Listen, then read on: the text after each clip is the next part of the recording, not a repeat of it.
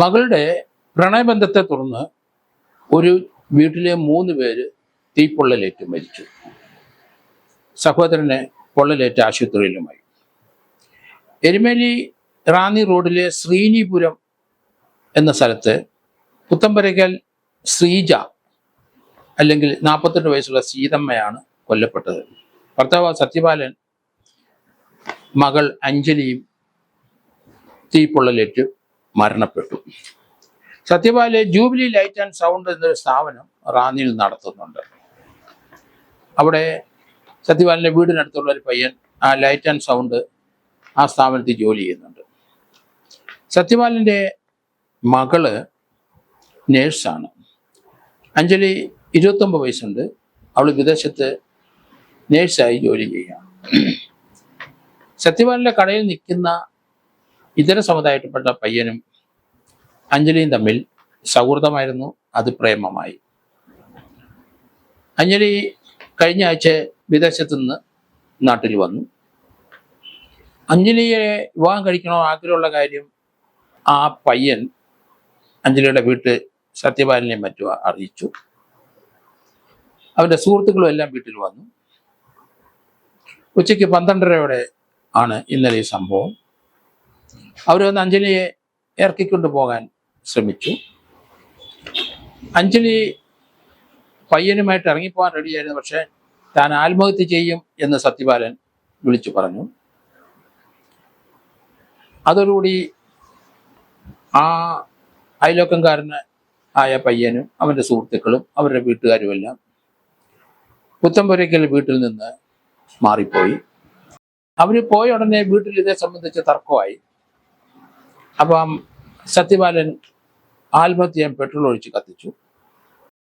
Light and സൗണ്ടുമായിട്ട് ബന്ധപ്പെട്ട് ആ വീട്ടിൽ പെട്രോൾ എപ്പോഴും സ്റ്റോക്ക് ചെയ്യും. 51 വയസ്സുള്ള സത്യപാല് പെട്രോൾ ഒഴിച്ച് ദേഹം കത്തിച്ചു. ഇത് കണ്ട് ഭാര്യ ശ്രീജ, 48 വയസ്സുണ്ട് അവർക്ക്, അവരവരുടെ മുറിയിൽ കയറി വാതിലടച്ച് കുറ്റിയിട്ടു.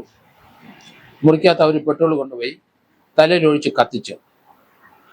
ഈ സമയത്ത് പിതാവ് അല്ലെങ്കിൽ ഭർത്താവ് സത്യപാലൻ പെട്രോൾ ഒഴിച്ച് കത്തിച്ചപ്പോൾ അത് തടയാനായിട്ട് മകൾ അഞ്ജലി ശ്രമിച്ചു. അഞ്ജലിക്കും പൊള്ളലേറ്റു. സത്യപാലനും അഞ്ജലിക്കും പൊള്ളലേറ്റു. അത് സഹോദരൻ ഉണ്ണികൃഷ്ണൻ, അഖിലേഷ് എന്ന് പറഞ്ഞ ഉണ്ണികൃഷ്ണൻ അവരെ രക്ഷപ്പെടുത്താൻ ശ്രമിച്ചു. ഏതായാലും നാട്ടുകാരെല്ലാം കൂടി ഇവരെ രണ്ടുപേരെയും ആശുപത്രിയിൽ കൊണ്ടുപോയി. 90% കൂടുതൽ പൊള്ളലേറ്റിരുന്നു സത്യപാലനും മകൾ അഞ്ജലിക്കും. രണ്ടുപേരും ആശുപത്രിയിൽ കിടന്ന് മരിച്ചു. കാഞ്ഞിരപ്പള്ളിയിൽ നിന്ന് എരുമേലിയിൽ നിന്നൊക്കെ ഫയർഫോഴ്സ് എത്തി മുറി പൂട്ടി അകത്ത് പൊള്ളലേറ്റ് മരിച്ചു കിടന്ന ശ്രീജയെ പുറത്തെത്തിച്ചു. ഒരു പ്രണയത്തെ തുടർന്ന് ആ വീട്ടിലെ 3 പേരും കൊല്ലപ്പെട്ടു. പ്രണയിച്ച അഞ്ജലിയും അവരുടെ അമ്മയും അപ്പനും. ഇതര സമുദായത്തിൽപ്പെട്ട ആ പയ്യനെ വിവാഹം കഴിക്കുന്നതിന് ആ കുടുംബത്തിലെ ആ കുട്ടിയുടെ അമ്മയും അപ്പനും എതിർത്തിരുന്നു. സഹോദരനും എടുത്തിരിക്കാനാണ് സാധ്യത. എന്തായാലും അവളെ ബലമായിട്ട് വിളിച്ചുകൊണ്ട് പോകാനും മറ്റും ആ പെൺകുട്ടിയുടെ കാമുകനും അതുപോലെ അവൻ്റെ സുഹൃത്തുക്കളും അയാളുടെ വീട്ടുകാരും ഒക്കെ ഈ വീടിൻ്റെ മുമ്പിൽ വന്നു. അവിടെ വന്ന് ഇറക്കിക്കൊണ്ട് പോകാൻ ശ്രമിച്ചപ്പോൾ അതൊരു അടിയുടെ വശത്തോട്ട് വരെ എത്തി. കലഹമുണ്ടായി, തർക്കമുണ്ടായി. അന്നേരമാണ് സത്യപാലൻ പറഞ്ഞത്, നീ എൻ്റെ മകള് അവനെ വിവാഹം കഴിക്കാൻ തീരുമാനിച്ചിറങ്ങിപ്പോയാൽ ഞാൻ ആത്മഹത്യ ചെയ്യുമെന്ന്. അത് കേട്ടതോടെ വീട്ടുകാര് മുൻവശത്തുണ്ടായിരുന്ന പയ്യനും അവരുടെ ബന്ധുക്കളും സുഹൃത്തുക്കളും എല്ലാം സ്ഥലം വിട്ടു. അവർ പോയ ഉടനെ തർക്കം ഇവിടെ വീണ്ടും തുടർന്നു. ഭർത്താവ് പെട്രോൾ ഒഴിച്ച് തീ കത്തിച്ച് ആത്മഹത്യ ശ്രമിക്കുന്ന കണ്ട് ഭാര്യ പെട്രോളുമായിട്ട് അവരുടെ മുറി കയറി വാതിലടച്ച് കുറ്റിയിട്ട് പെട്രോൾ ഒഴിച്ച് കത്തിച്ചു.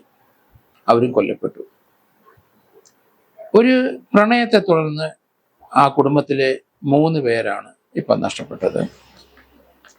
ആ പെൺകുട്ടിയും കൊല്ലപ്പെട്ടു എന്നുള്ളതാണ്. ആ പയ്യൻ സ്നേഹിച്ച പെൺകുട്ടിയും കൊല്ലപ്പെട്ടു പോയിരിക്കുന്നു. ഏക മകന് പൊള്ളലേറ്റ് ആശുപത്രി കിടക്കുകയാണ്. മകളുടെ പ്രണയം അത് ചിലപ്പം ചില വീട്ടുകാർ അംഗീകരിക്കത്തില്ല. അതാണ് ഇവിടുത്തെ ഏറ്റവും വലിയ പ്രശ്നമായത്. കാരണം അത് അതിജീവിക്കാൻ അവർക്കാർക്കും കഴിഞ്ഞില്ല. അത് ഉൾക്കൊള്ളാനും അഞ്ജലിയുടെ അപ്പനും അമ്മയ്ക്കും കഴിഞ്ഞില്ല. രണ്ടുപേരും മരിക്കാൻ തന്നെ തീരുമാനിച്ചു. മക്കളെടുക്കുന്ന ചില തീരുമാനത്തിന് ചിലപ്പോൾ മാതാപിതാക്കൾ എതിരാവും.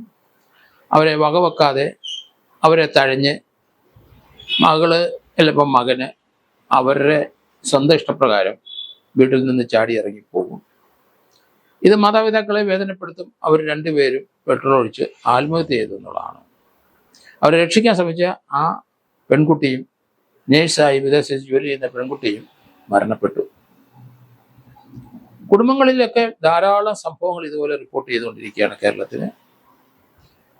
ജാതിയും മതവും വിട്ട് സഞ്ചരിക്കാൻ ഒരുപാട് ആൾക്കാർ തയ്യാറല്ല. അവരവരുടെ ജാതിയെ ആ ജാതിയുടെ പരിധിക്കുള്ളിൽ മാത്രം നിൽക്കുന്നവരുണ്ട്. അങ്ങനെയുള്ള സ്ഥലത്താണ് ഈ സംഘർഷം ഉണ്ടാകുന്നത്. അത് മനസ്സിലാക്കണം മക്കളൊക്കെ അതറിയാം. വീട്ടിലെ സംഘർഷം ഉണ്ടാകുന്നു. അതെവിടം വരെ എത്തുമെന്ന് ഇപ്പം ഈ ഒരു 3 പേരുടെ മരണത്തോടുകൂടി നമുക്ക് മനസ്സിലാകുന്നു. ചില കാര്യങ്ങളിൽ വിട്ടുവീഴ്ച വേണ്ടി വരും. അത് ആ കുടുംബത്തുണ്ടായില്ല. അവരെല്ലാം വാശിയും വൈരാഗ്യത്തോടെ നിന്നു. വിലയേറിയ 3 ജീവൻ നഷ്ടപ്പെട്ടു. നമുക്കിപ്പം ഒരാൾ പൊള്ളലേറ്റ് കിടക്കുകയും ചെയ്യുന്നു. ഇതുപോലെയുള്ള സംരംഭങ്ങൾ ആലോചിച്ചുറച്ച് വേണം കുട്ടികൾ തീരുമാനിക്കാൻ. പ്രായപൂർത്തിയായവർ പലരും അവർക്ക് ഇഷ്ടമുള്ള സ്ഥലത്ത് ഇറങ്ങിപ്പോകുന്നത് അവർ പ്രായപൂർത്തിയായവരാണെങ്കിൽ തന്നെയും മാതാപിതാക്കൾ അംഗീകരിച്ച് വരത്തില്ല. ചിലപ്പോൾ സഹോദരൻ അംഗീകരിക്കത്തില്ല. ഇങ്ങനെ പല കുടുംബ പ്രശ്നങ്ങളും ഓരോ വീടുകളിലുണ്ട്. അതുകൊണ്ട് ഇതിനൊരു പരിഹാരമില്ല. വ്യക്തികൾ എടുക്കുന്ന തീരുമാനത്തിൻ്റെ പുറത്താണ് ഇതൊക്കെ സംഭവിക്കുന്നത്. അതൊക്കെ ആലോചിച്ചുറച്ച് ഇതുപോലുള്ള അനിഷ്ട സംഭവം ഒഴിവാക്കാനുള്ള ചില പിന്മാറ്റങ്ങളൊക്കെ പലരും നടത്തേണ്ടി വരും. അങ്ങനെ നടത്തിയെങ്കിലേ വീട്ടിലെ കുടുംബാംഗങ്ങളെ മുഴുവൻ രക്ഷിക്കാൻ ഒക്കുള്ളൂ. അതുകൊണ്ട് ഇതുപോലെയുള്ള സ്നേഹബന്ധത്തിൽ ചാടുന്നവർ ഒരിക്കൽ കൂടി ആലോചിച്ചുറച്ച് വേണം.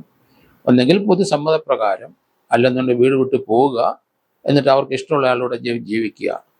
കാരണം വീട്ടിനകത്ത് നിന്നുകൊണ്ട് തന്നെ ഈ പ്രണയം അല്ലെങ്കിൽ പ്രണയിക്കുന്ന ആളെ ആ വീട്ടിൽ കൊണ്ടുവരാനോ ആ വീട്ടുകാരുടെ സഹകരണത്തോടെ കല്യാണം കഴിക്കാനോ ഒന്നും ചിലപ്പോൾ സാധിച്ചെന്ന് വരില്ല. അങ്ങനെയുള്ള സന്ദർഭത്തിൽ ഇതുപോലെയുള്ള അനിഷ്ട സംഭവങ്ങൾ ധാരാളം ഉണ്ടാവും.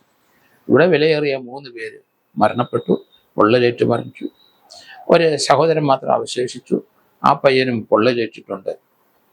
അതേസമയത്ത് പ്രണയിച്ച അവിടുത്തെ ജോലിക്കാരനായി നിന്ന അയാൾ രക്ഷപ്പെടുകയും ചെയ്തു.